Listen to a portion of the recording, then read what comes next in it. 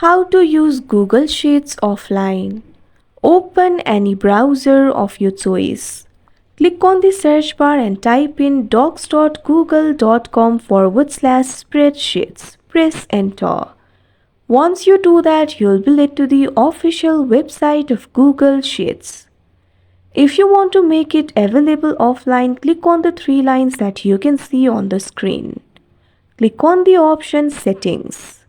Once you do that, you can find the option for offline. Toggle this button on right next to the option for offline. If you haven't already installed the extension, you might be prompted to install the extension. Go ahead and do it. After you do that, click on the option OK. Once the setup is completed, you'll be able to create, open and edit your recent Google Sheets offline. Like this, you can use Google Sheets offline. That's it for this video. Thank you for watching.